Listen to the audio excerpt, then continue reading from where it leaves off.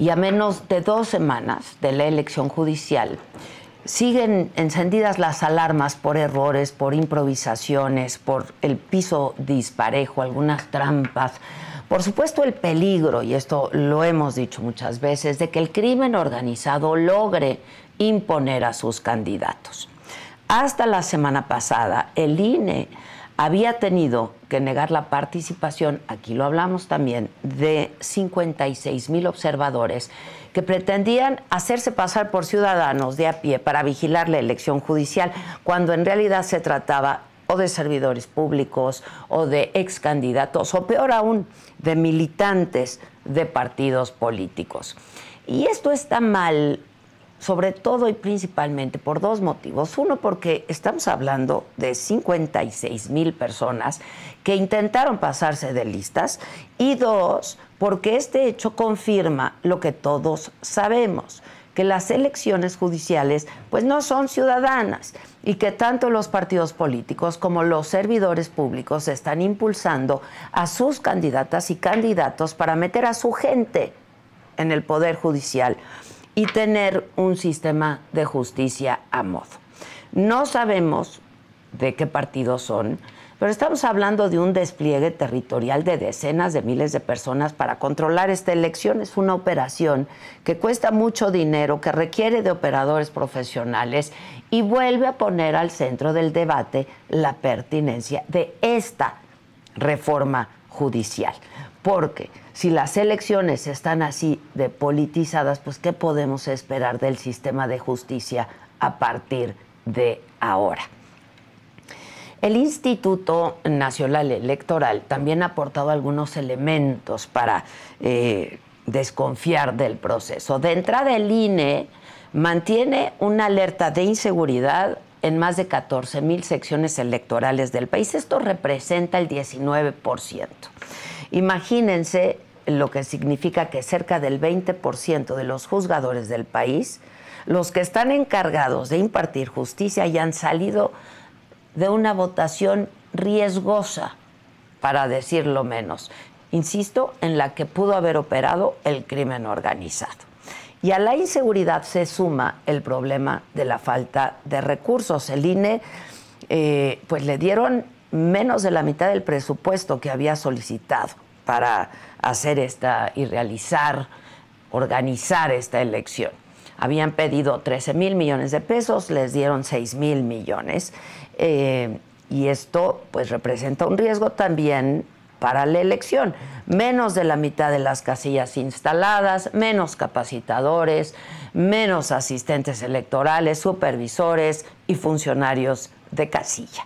No son errores aislados, son problemas estructurales, ¿no?, que se traducen, y esto lo han dicho todos los expertos, en menos confiabilidad. Hay varios focos rojos dentro del país en que los organismos electorales locales no tienen dinero para trabajar. Por ejemplo, Zacatecas recibió 66% menos del dinero que había pedido. San Luis Potosí, Nayarit y Veracruz, lo mismo, están en una situación crítica.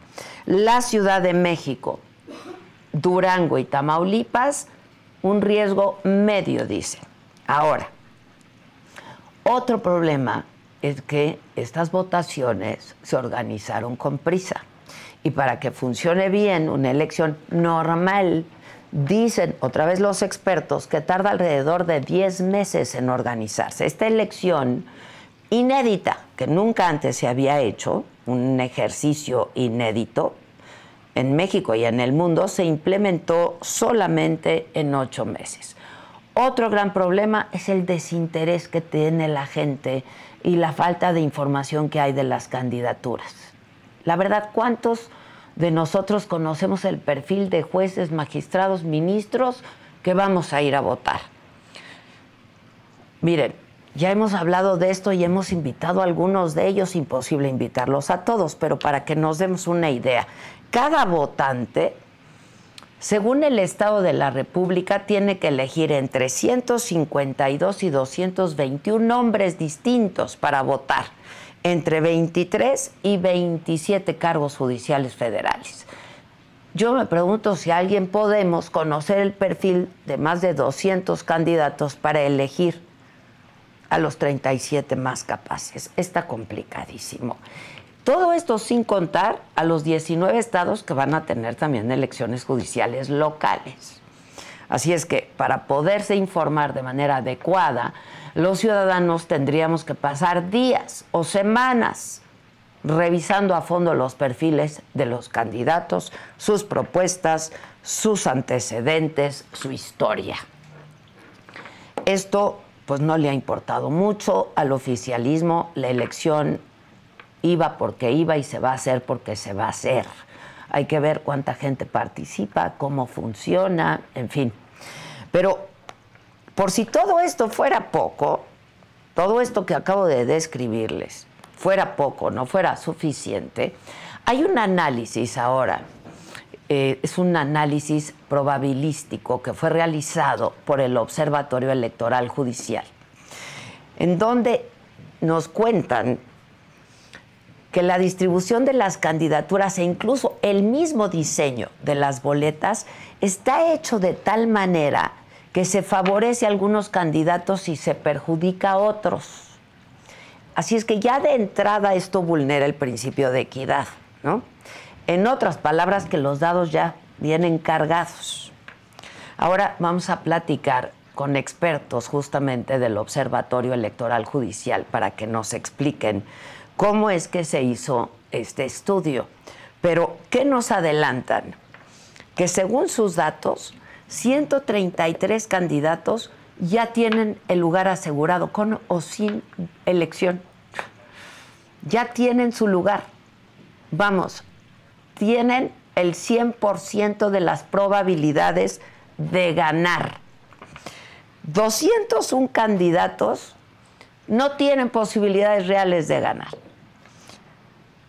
No sé si cero, pero no tienen posibilidades. Y otras 103 personas tienen muy bajas probabilidades de salir vencedoras en las urnas. Y 439 candidatos ya tienen cantado su resultado. Otro problema es que hay entidades o materias judiciales en las que se registraron muchos candidatos por cada puesto, pero hay otras donde la proporción es bajísima. Y esto significa que las elecciones van a ser muy competidas en algunos estados y muy poco competidas en otros. Esto otra vez nos habla de que no hay equidad. Paradójicamente, todos estos problemas hacen que en muchos casos la elección judicial se vaya a resolver en tribunales porque pues, se van a esperar muchas impugnaciones. Se hicieron las cosas con prisas, se hicieron las cosas con poco dinero, con inequidad, con falta de certidumbre, con los partidos políticos operando como acostumbran, con boletas mal diseñadas, con comités ineficientes, con tómbolas. Pues nadie entendemos si ya se iba a hacer de todos modos esta elección judicial, si no iban a negociar nada con la oposición, pues ¿por qué no hacerla bien, hombre? Con tiempo, con dinero y con transparencia. Yo pregunto nada más.